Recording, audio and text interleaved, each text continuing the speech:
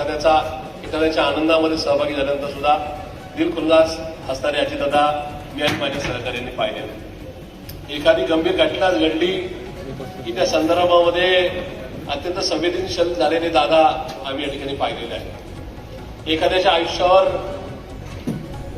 चुकीच्या पद्धतीने काही प्रसंग ओढवला तर अत्यंत काळजीने अत्यंत आपुलकीने त्याच्या मदतीसाठी धावणारे अजितदादा आम्ही पाहिलेले आहे.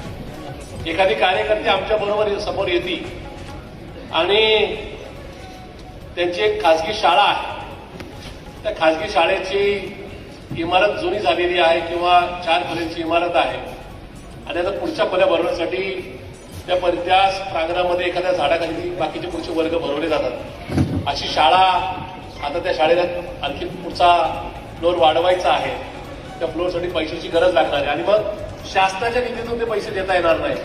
हे लक्षात आल्यानंतर आपल्या एखाद्या दानशूर मित्राला फोन करून ती महिला कदाचित आले त्या आमच्या महिला भगिनी म्हणजे बिबवेवाडीच्या परिसरात मी सांगतो, त्या महिला भगिनींची अपेक्षा असते की एक 2-5 लाख रुपयाची मदत दादांकडून होईल कुणाकडून तरी मार्फत आणि शाळेची आणखी एखादी खोली बांधून मिळेल.